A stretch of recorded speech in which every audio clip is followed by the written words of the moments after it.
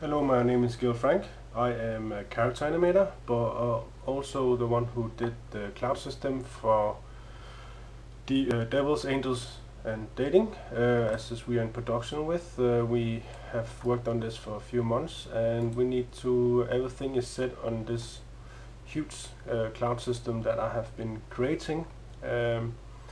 First of all, when I tried it out, I tried with particle and fluids, and it looked fine, but the problem was that the rendering time was amazingly long. It took over 2 to 3 minutes just to do one shot of this.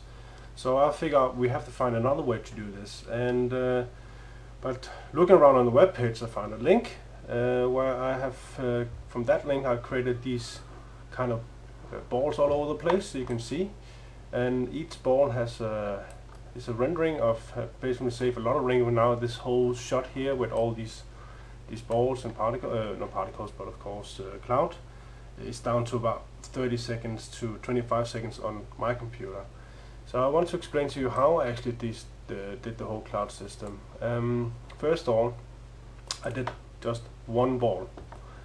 I did doesn't matter the size, because after some time, when you do one ball, you have the good look of that ball. It looks like a cloud ball, let's say, like this.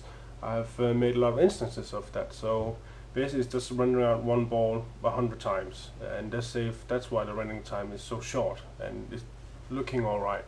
I'll just give you a render shot of this, how it looks like. Just a second, it takes a few seconds. Been a bit of a long hassle sometimes, but to get a lot of it, to go to a lot of it. Of course, like most productions or pre-productions, you test things out and it goes, no, that's not the way you want to look, and so on. So in the process I have learned a lot also to how to link lights, because for every set that you do, when you put in other characters or chairs or something like that, when you reference it, they have their light set up, and you don't want to mix it together. As you can see here, this is how it looks like the whole shot. It took about 32 seconds to render, I think about 200 bubbles. And you see, I got a blue and I got pink and I got some bit bright areas and so on, and these are pretty much made with the different kind of textures I've used for this kind of cloud. If I go up here, you can see that in my polycloud, in the color, I have made a ramp. That's pretty much what you see. There's pink in the top and it goes down to blue. I can change that, of course, to go different colors. I can add in more colors to get different kind of looks, but I'm pretty much satisfied with the way it was here, because it fits in with the background that we have made.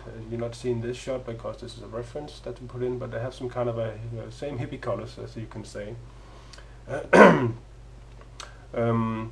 So pretty much in that kind of way, you do a V-ramp, you do bubble, you do a V-ramp, so you get the color. You go back to the transparency of it, and pretty much this is the outer edges, how much they should be thick the cloud should be, basically.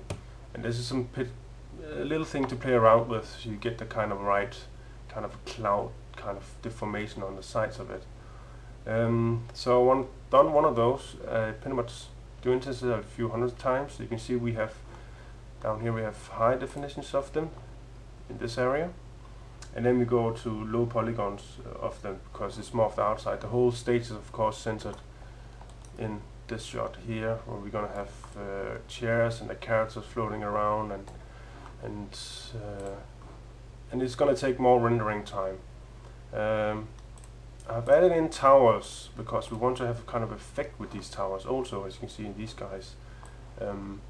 And with the towers, pretty much I have made something called a bend. Well, get one of those guys down there. That one up there. So you can see so we have a shot over a longer time to get a bit of a life to the clouds. We can move these guys in and towards, so they have different kind of some kind of life to them. And then it changes over time and so on while the shots are going on. For me, this is the best way to do clouds. Safe rendering time, you have control of the texture, and it's a simple thing to do. So for people who want to do clouds, I will put up a link where this web page also shows how you can do it, and it's pretty much working very well. I've done different layers of it because sometimes we don't need the towers in different shots, like so we have a shot like this to save rendering time. Also, of course, we don't need all this stuff. We can actually pretty much take them all out and just have, right, here we go, like that. So if it's render that out, of course, take less time. So that's me about clouds. It's rarely simple. It takes time though to set it up. But in the end, you get a really good, cloud formations, and of course you can transform, you can deformate the clouds, you can do a lot of things with them. So yeah, that's pretty much from my side how to do clouds. Is of course you have a lot of questions, technical questions, but the thing is you just do it, and you can I'll show the link, and yeah, you can get maybe better results than I have done. So let me just render this out. Something that's very important though, as you can see in some areas like this, is that you can get mistakes, but that can be in compositing, they can be taken away. When you don't have instances, you will get a lot of black spots, like polygons hitting each other, and you can't figure it out. The purpose of instances is that it only shows once, and you only show one side, not two sides. If you have two sides, it can get heavier, and you can get a lot of mistakes, like these small areas like this. But these are small things that pretty much is easier when you take the two sides off and only have one side. So I hope you learn a bit, and yeah, best of luck, and come into to our webpage, Devils, Angels and Dating, where you can see more production of what we are doing. So all the best, and see you online. Bye.